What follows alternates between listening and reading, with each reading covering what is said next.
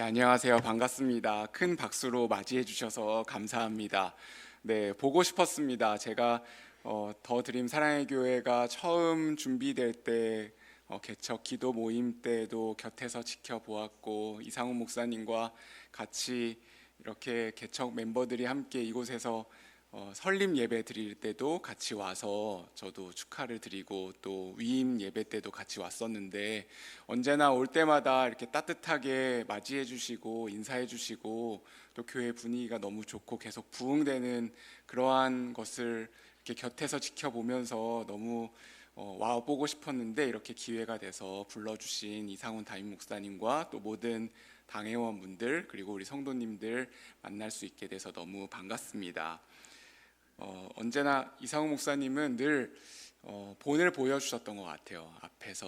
앞서서 섬기시면서 가장 성실하게 또 기도하시면서 말씀을 붙드시면서 걸어가는 모습들을 보면서 나도 그 뒤를 잘 따라가야겠다라고 생각이 됐는데, 또 멀리 가게 됐습니다. 인도로 하나님이 불러주셔서 그곳에서 동일하게 귀한 사명을 감당하려고 합니다. 이 거룩한 주일 하나님께 예배할 때 주님께서 이곳 가운데 임재하시고 우리의 심령에 주의 말씀을 전하여 주실 줄 믿습니다. 오늘 우리가 읽은 이 예레미야 1장은 예레미야서의 소명장입니다. 하나님께서 예레미야를 부르시는 장면이 나옵니다.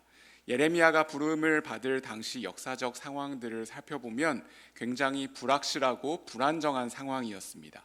그 이유를 1장 2절에서 찾을 수 있는데요, 이렇게 돼 있습니다. 요시야가 다스린 지 13년에 이렇게 돼 있어요. 그때는 아수르가 멸망하고 바벨론이 득세하는 시기였습니다.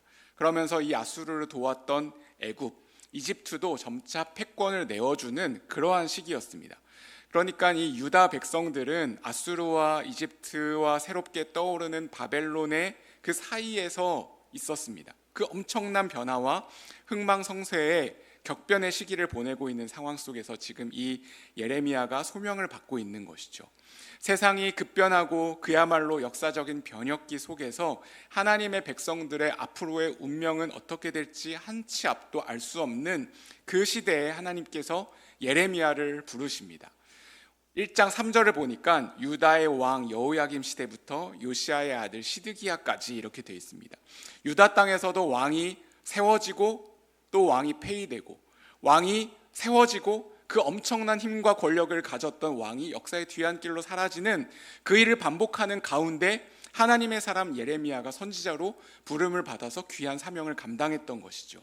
그 상황 속에서 하나님은 예레미야에게 어떻게 말씀하시는가, 어떻게 그 소명으로 하나님의 말씀에 부르심을 받는가 하는 것을 오늘 4가지로 살펴보려고 하는데요, 첫 번째는 선택하여 세워주신 은혜입니다.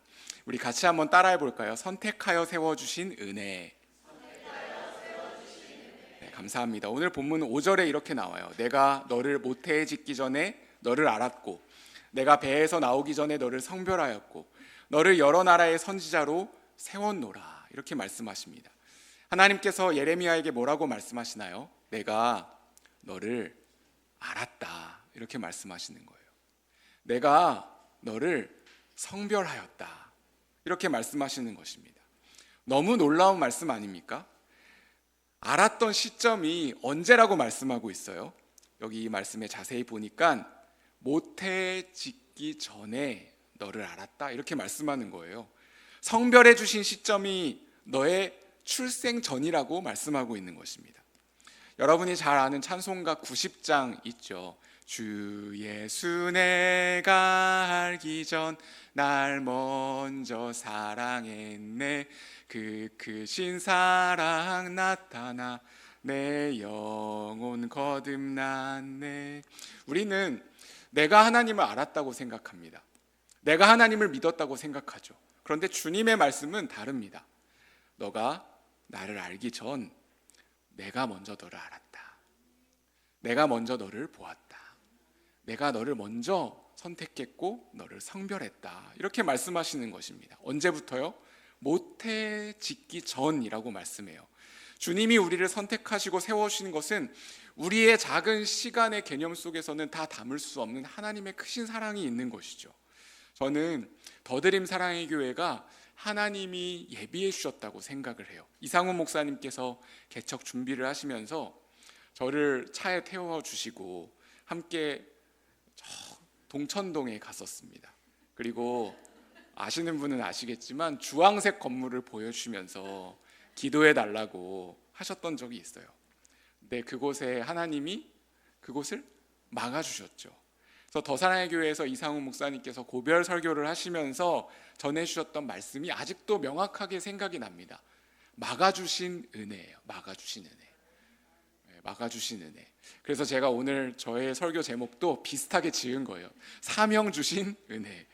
네, 그리고 이곳으로 오셨는데 여기가 어떤 곳인가요? 주변에 상현동도 있고 풍덕천동도 있고 또 성복동도 있는 딱 중심.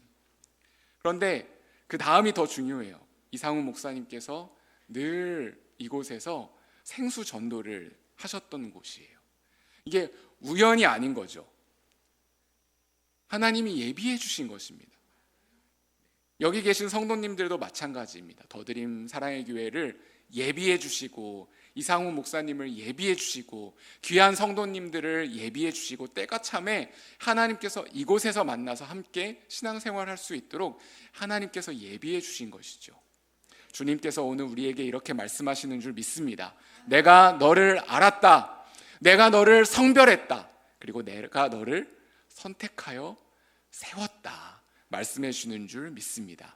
하나님의 놀라운 신실하신 계획 가운데 선택하여 세워주신 은혜를 주시는 것입니다.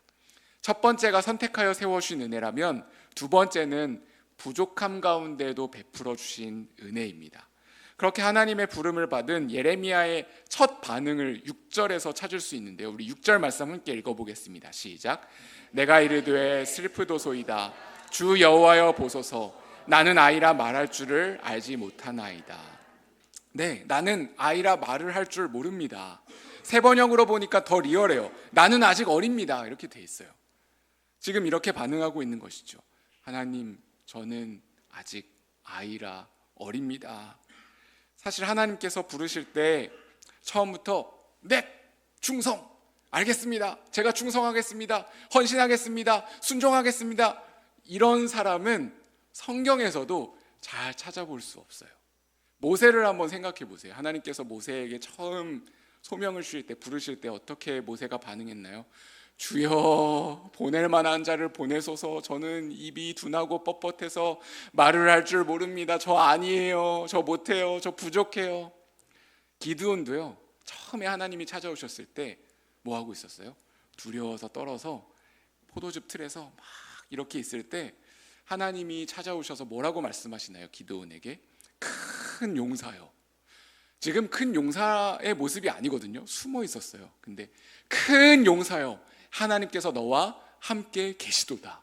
여호수아도 그랬고요. 처음에 다 두려워 떨었어요. 신약에 있는 바울도 디모데도 처음 하나님이 부르실 때는 두려워 떨었고 무서웠어요.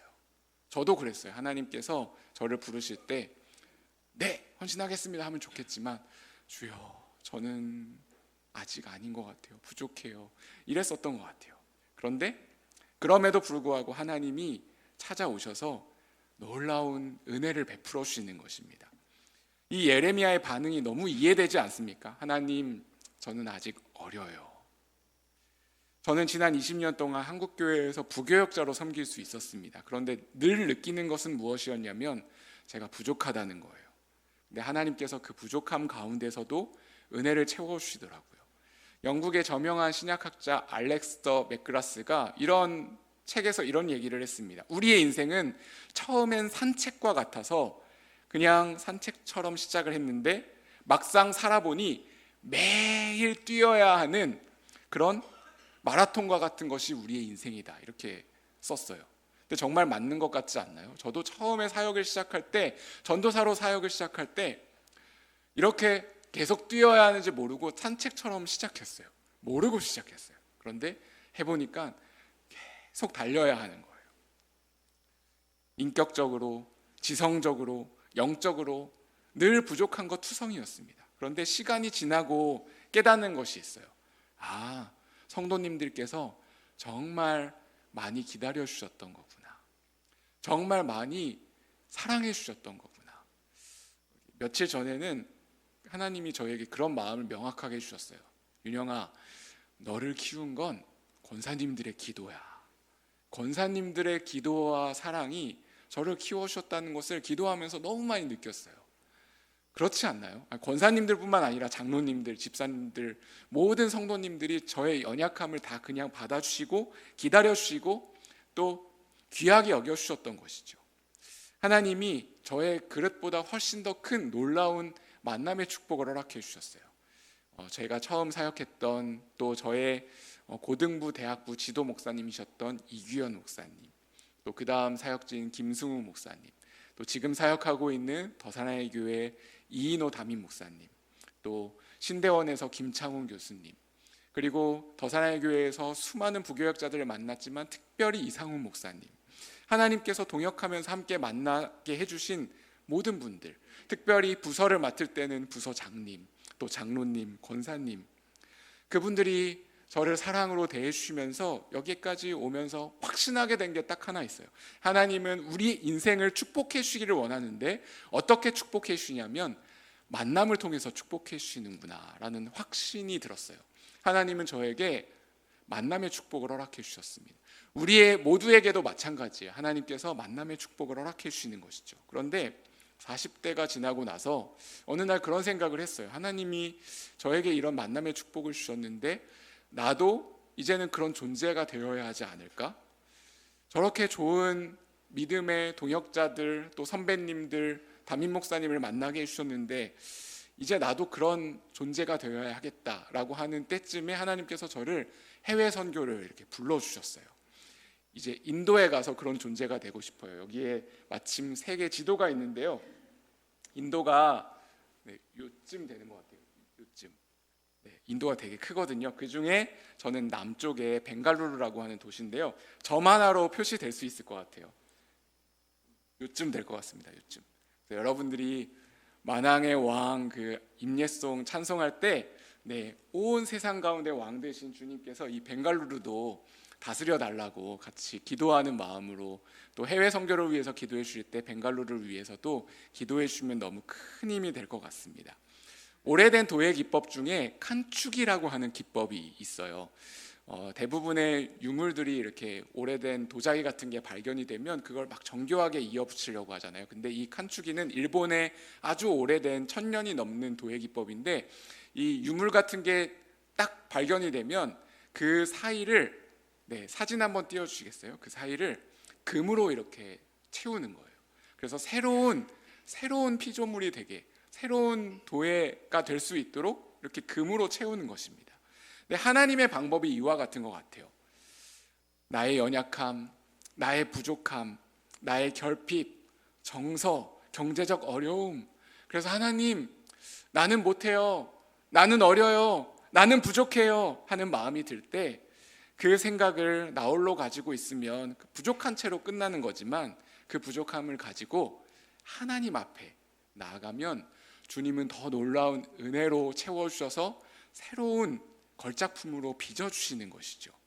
하나님께서 저의 그 부족한 가운데도 은혜를 베풀어 주셔서 새로운 은혜를 저에게 허락해 주신 것처럼 더드림 사랑의 교회 모든 성도님들의 가정과 자녀들과 또 때로는 내가 느끼는 결핍, 부족함 가운데도 하나님께서 채우시는 은혜가 충만하시기를 주님의 이름으로 축원합니다.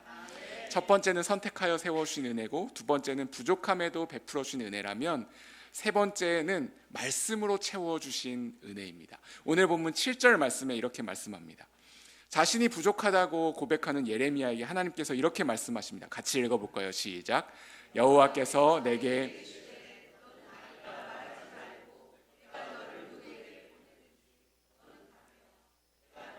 무엇을 명령하든지 너는 말할지니라. 아멘. 네, 이 말씀을 다시 한번 잘 봐주세요.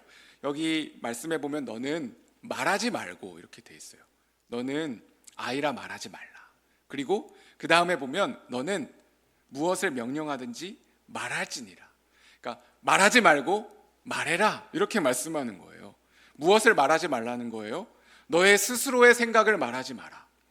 너는 아이라고 말하지 마라 더 이상. 그리고 너는 나의 말을 말해라 이렇게 말씀하는 것이죠. 내가 너에게 무엇을 명령하든지 너는 말하지니라. 하나님의 말씀을 주시고 그 말씀을 전하라는 것입니다. 저는 이게 굉장히 중요한 원리라고 생각이 돼요. 말하지 말고 말하지니라. 내 생각을 말하지 말고 하나님의 말씀을 말하라. 주님이 주신 말씀을 붙들고 주님의 말씀을 말하라는 것입니다. 8절에 이렇게 말씀합니다. 너는 그들 때문에 두려워하지 말라. 내가 너와 함께하여 너를 구원하리라. 나 여호와의 말이니라 하시니라. 우리 9절 말씀 같이 읽어보겠습니다. 시작. 여호와께서 그의 손을 내밀어 내 입에 대시며 여호와께서 내게 이르시되 보라 내가 내 말을 내 입에 두었노라. 아멘. 내가 내 말을 너의 입에 두었다. 이렇게 말씀하시는 거예요. 너무 놀라운 말씀이죠. 하나님의 말씀을 예레미야에게 주시겠다 약속하시는 것입니다. 주님은 모세와도 말씀을 통해서 동행하셨어요. 여호수아와도 말씀을 통해서 동행해 주셨어요.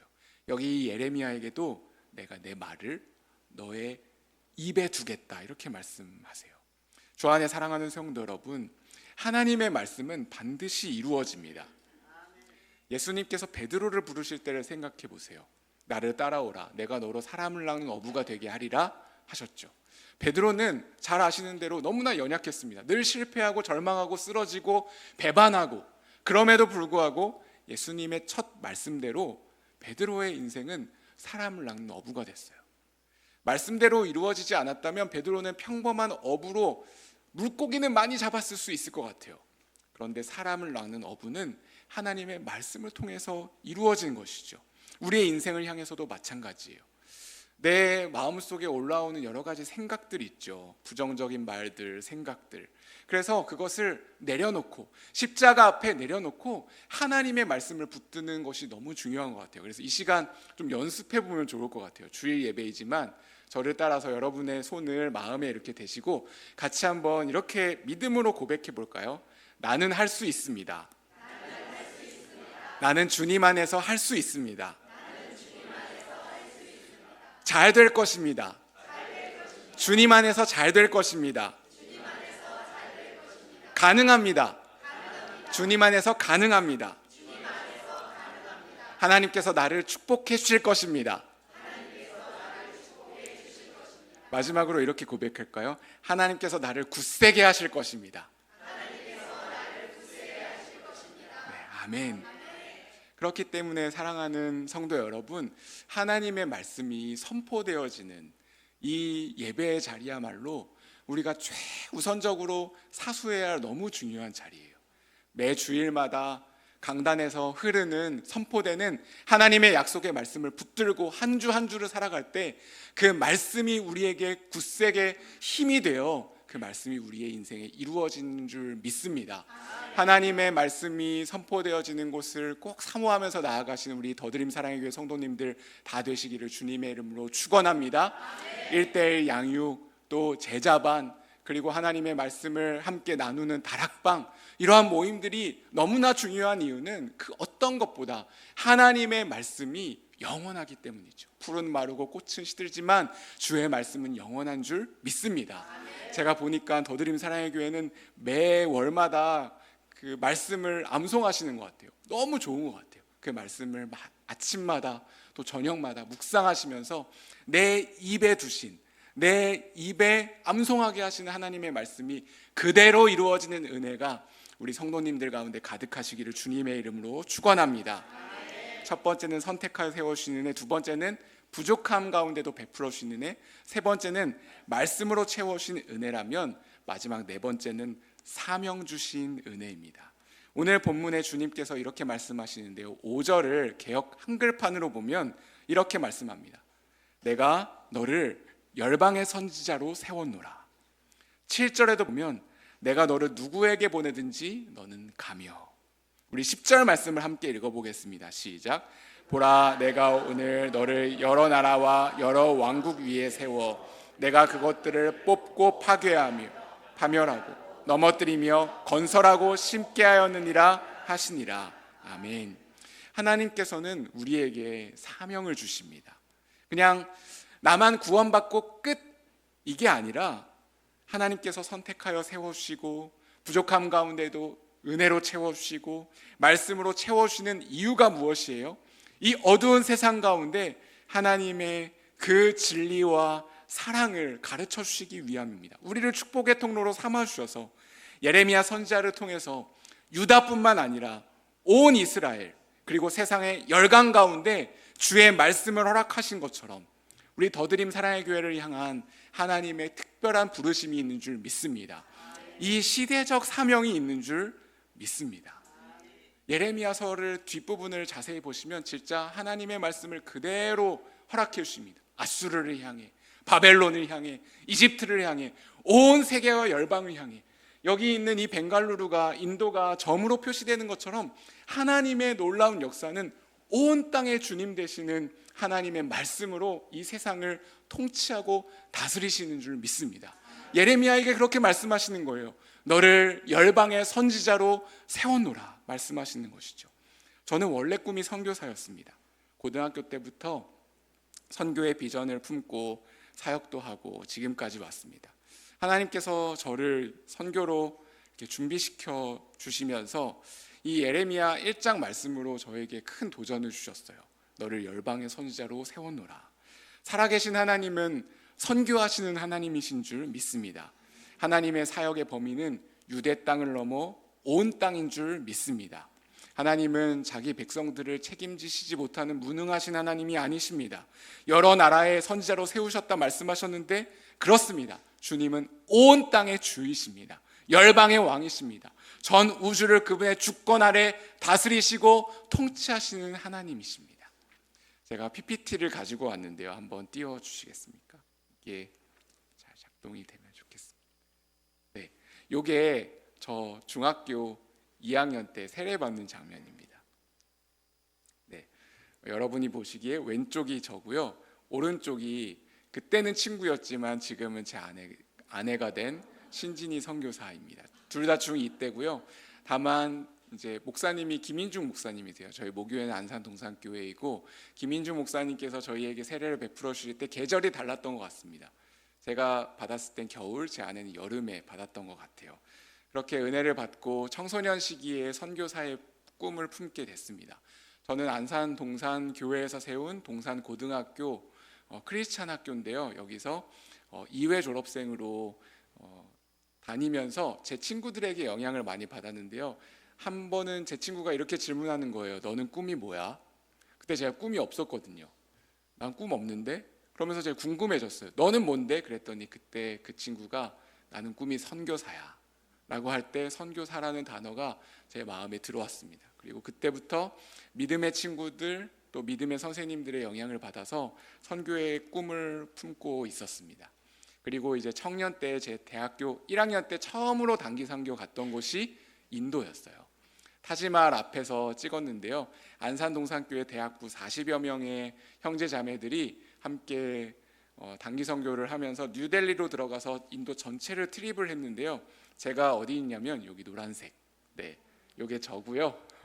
그리고 저희를 인도해 주셨던 이규현 목사님, 대학부 지도 목사님이시고 저와 제 아내의 제자반 목사님이셨습니다. 그리고 현지에서 저희를 인솔해 주셨던 김강배 선교사님 그리고 그 아내 사모님 이렇게 저희가 40명이 인도 트립을 하는데 정말 많은 일들이 있었어요. 기차가 막 멈추기도 하고요. 그리고 여러 막 일들이 많았고요. 특히 인도는 손으로 밥을 먹잖아요. 기차를 타고 3일 동안 가면서 손으로 밥을 먹으니까 제가 나중에 장염이 걸려가지고요. 진짜 실제로 제가 과장 하나 안 하고 하늘이 노래졌었어요. 제가 말라리아 걸린 것처럼 막 여기서 나 이제 죽는구나 싶을 때쯤에 내려갔던 곳이 이 남쪽의 벵갈루루인데요. 여기는 해발 900m 정도 돼서 선선해요. 다른 데는 다 너무 찜통 같은 더위였는데 여기는 가을 날씨처럼 선선해지면서 또 그 선교지 베이스 캠프에 가서 이렇게 양배추 김치를 선교사님이 주셨는데 그걸 먹고 제가 이제 살아났어요. 거기에서 이제 세운 세인트 폴 스쿨의 학생이랑 같이 찍은 사진입니다. 지금 저랑 좀 다르죠? 그리고 저는 그 다음에 2000년에 이규현 목사님이랑 몽골 단기 선교로 갔고요. 제 아내는 그때는 그냥 친구였는데 제 아내는 그 다음에 여기 네, 2000년도에 벵갈루루에 가게 됐어요. 그래서 하나님의 특별한 그 예비하심이 있었던 것 같아요.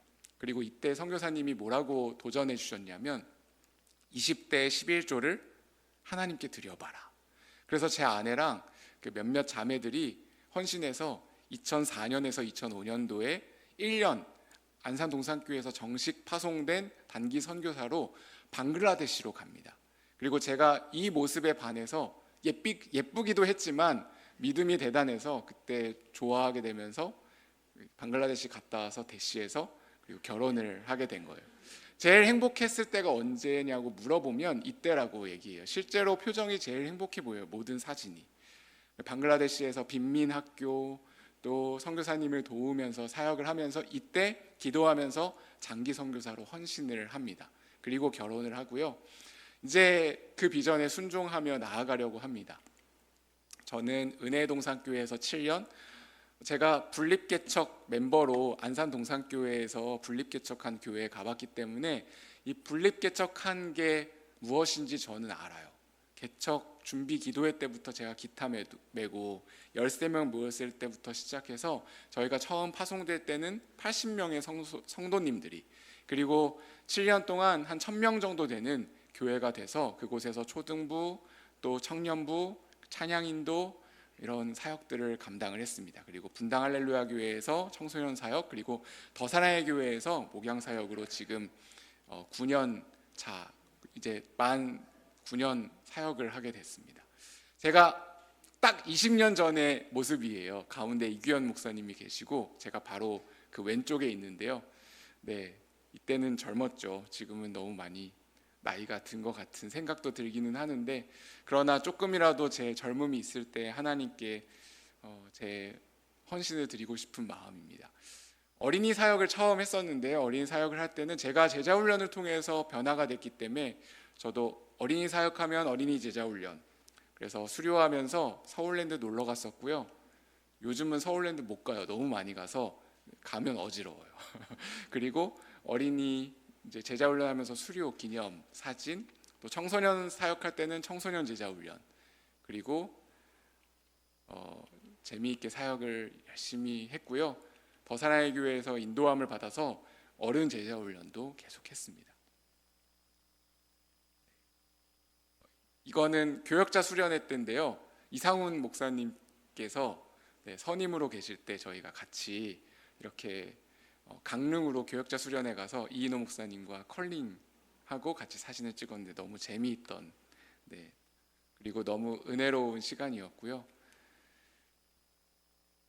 제가 거꾸로 눌렀네요. 죄송합니다. 그리고 이제 2023년도에 태국 단기성교 인솔도 했었고요. 그러면서 하나님이 저를 불러주셨는데 더 사랑의 교회에서 정탐 여행을 다녀오게 허락해 주셨어요. 그래서 딱 1년 전쯤에 일부러 명절 때 제가 사역으로 바쁘니까 설 명절 때 갔어요.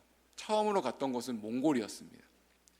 두 번째 단기 선교 갔던 곳이 몽골이었기 때문에 몽골에 제일 추울 때 가봤어요. 저희가 평생 살 거니까 저랑 제 아내랑 영하 33도에서 38도 정도 되는 몽골에서 살 수 있을까 해서 갔는데 결론은 살 수 있을 거라는 확신이 생겼어요. 그리고 바로 간 곳이 인도였어요. 처음 단기 선교를 갔던, 아까 그 김광배 선교사님이 저희를 인솔해 주셨는데 30년 동안 사역을 하셔서 세인트 폴 스쿨 분교를 개척하셔서 거기에 가서 지금 여러분이 봤을 때 오른쪽에 선교사님 부부가 계시고 저희 부부가 왼쪽에 있죠. 그리고 같이 주일 예배를 드리고 사진을 찍었습니다. 인도도 너무 좋았어요. 그리고 영어로 설교를 처음 해봤고요. 어린이 전도하면서 하나님이 저에게 주신 마음은 내가 너를 여기까지 준비했다 였어요. 여기는 남부에 가서 벵갈루루도 정탐을 했고요. 그리고 이인호 목사님께 말씀드렸어요. 목사님, 저를 몽골로 보내십시오. 그래서 이상훈 목사님이랑도 그런 마음을 나눴던 기억이 나요. 몽골로 가겠다고. 근데 이인호 목사님이 몽골도 반대하는 건 아닌데 나라 선택은 기도하면서 좀 더 신중하게 해보자. 아직 시간이 있으니까. 그리고 전문가의 의견을 들어보면 좋겠다 해서 한 선교사님을 만나서 저희의 학교에 대한 비전을 나눴더니 그 권선창 선교사님이라는 분이 조지아도 한번 가보면 좋겠다. 그래서 7월에 조지아도 갔다 왔습니다. 미국 조지아주 말고요, 터키 옆에 있는 조지아라는 나라가 있거든요. 거기도 갔는데 저희의 결론은 인도, 몽골, 조지아 모두 다 괜찮다 하는 것이었어요.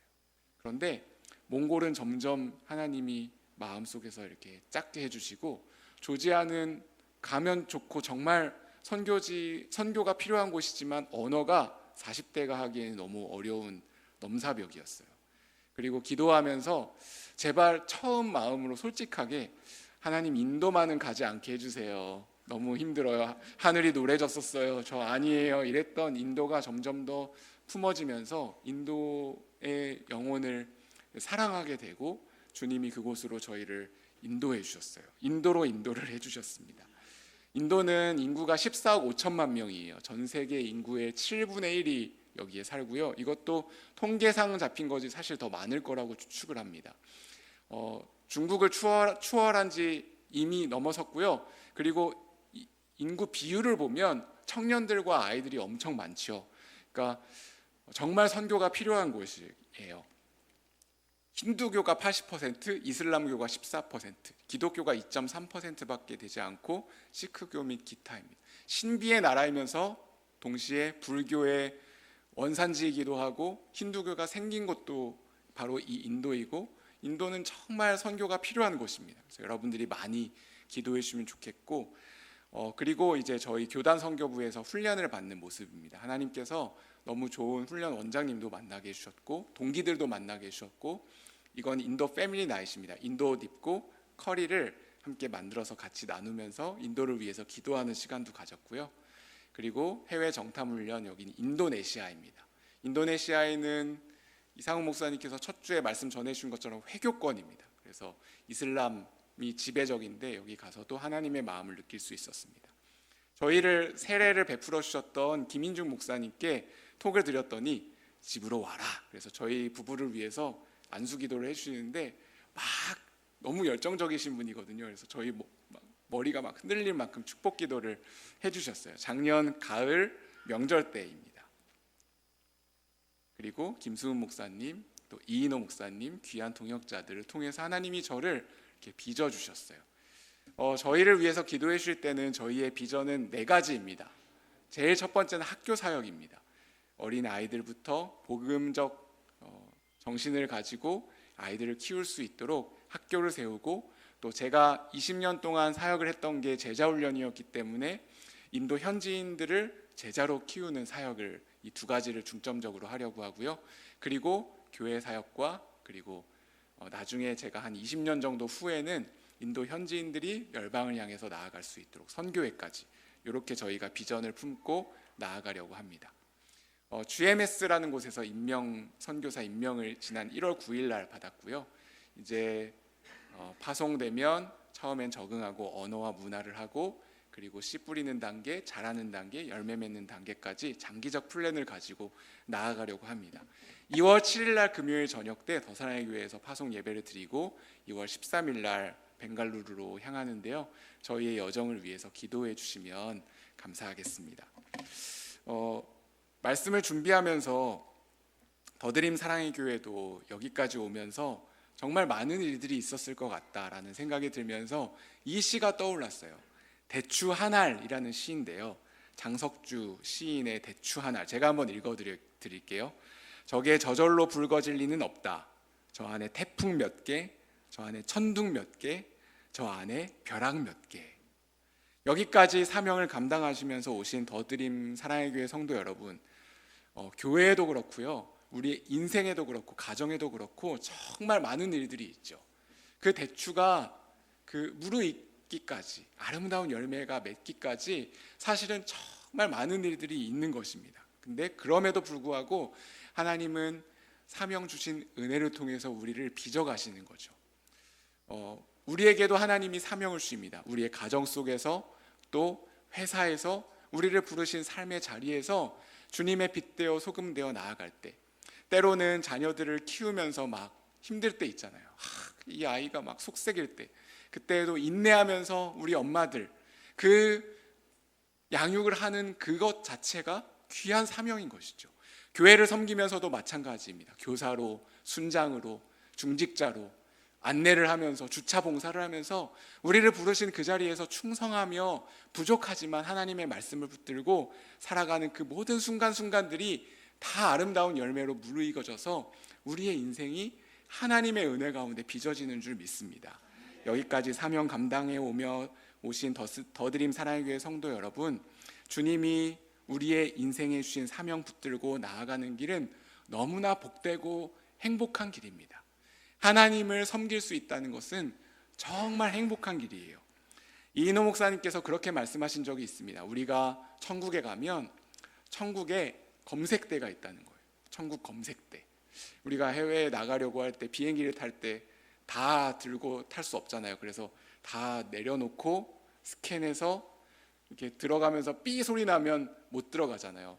제가 태국 단기 선교 인솔 할 때 모르고 짐을 붙이려고 했던 게 있어요. 짐을 가지고 갔던 게 있는데 왁스였어요. 머리 왁스. 제 머리 스타일이 약간 이상해가지고 그 선교를 감당하면서 거기서는 뭐 씻기도 어려울 수 있으니까 왁스를 가지고 갔는데 이 왁스가 좀 컸던 거예요. 근데 좀 특별한 왁스여가지고 빼앗기면 절대 안 되는 건데 모르고 가지고 있다가 검색대 앞에서 딱 뺏겼어요. 그래서 쓰레기통에 땅 들어가는데 너무 아까운 거예요. 천국에 들어갈 때 우리가 뭐 가지고 들어갈 수 있을까요? 다 못 가지고 들어가요. 영원한 하나님과 하나님의 말씀, 그리고 하나님이 주신 사명, 그거 가지고 들어가는 거예요. 그리고 그곳에서 주님을 만날 때 주님이 우리에게 질문하실 거예요. 너는 뭐 하다 왔니? 너 뭐 하다 왔니? 그때 저는 그렇게 고백하고 싶어요. 주님, 저 복음 전하다 왔어요. 복음 전하다 왔어요. 우리의 고백이 그런 고백이 되면 좋겠습니다. 이 세상의 것은 다 사라지고 없어져요.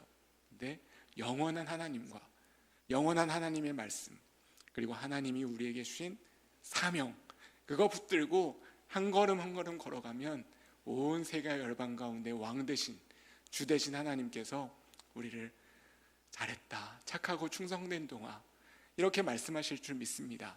다시 만나는 그날까지 강건하시면 좋겠고요. 사명 주시는 은혜 감당하며 믿음으로 전진할 때 하나님께서 주시는 놀라운 은혜가 우리 모든 더드림 사랑의 교회 성도님들 가운데 가득하시기를 주님의 이름으로 축원합니다.